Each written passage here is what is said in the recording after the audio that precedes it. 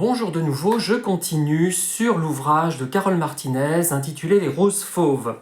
Donc j'avais parlé du jardin, en fait le jardin de l'autrice, donc qui est décrit de façon riche, c'est-à-dire que ce qui est fascinant, c'est que elle décrit les légumes qui côtoient les rosiers qu'elle est en train de planter. Elle se demande si ce n'est pas planté en rang d'oignon.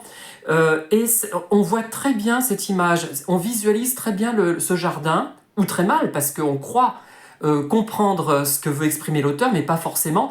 Et d'ailleurs, moi je trouve que ce n'est pas si important de tout comprendre d'un auteur, sauf si c'est une énigme policière et que ça tombe à plat. L'essentiel, c'est d'y voir quelque chose dont on peut faire son profit, qu'on peut s'approprier, soit pour sa vie de tous les jours, soit pour son activité créative, qu'elle soit littéraire ou autre.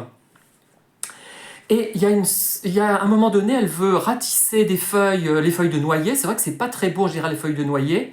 Et ça pourrit. Et là, elle voit ce parterre et elle se dit non, c'est trop joli, avec, je suppose, les rayons du soleil qui éclairent tout ça, un peu de brume, je sais pas, exactement, je m'en souviens plus exactement. Oui, il y a le soleil, qui est d'ailleurs personnifié. Eh bien, elle préfère laisser tel quel, parce que c'est trop joli, c'est trop, comment dire, artistique, c'est une œuvre d'art. Et donc, il y a ce cimetière qui est omniprésent derrière. Voilà. Et j'ai envie de dire, la virtuosité du style de cette autrice me fait penser à des vocalises un petit peu, ou du chant orné, finalement, que moi je serais incapable de faire. Moi je suis plus sobre, j'arrive pas à faire ces vocalises. Je l'envie, hein, j'en suis un peu jaloux, mais en même temps, bon, après chacun a son style d'écriture, et c'est une sorte de soprano léger qui vocalise.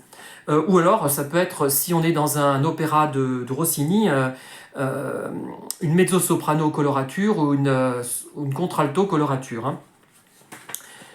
Hein. Voilà, après, elle tombe sur une carte postale. Ça rappelle d'ailleurs un peu Rebecca de Daphné du Maurier. Elle voit la photo de Manderley sur une carte postale et après, elle va y vivre des événements d'ailleurs douloureux. Et il y a quelque chose de fascinant dans une vieille carte postale qui représente une scène, comment dire, un endroit d'une ville avec une personne réelle, qu'on peut d'ailleurs parfois identifier.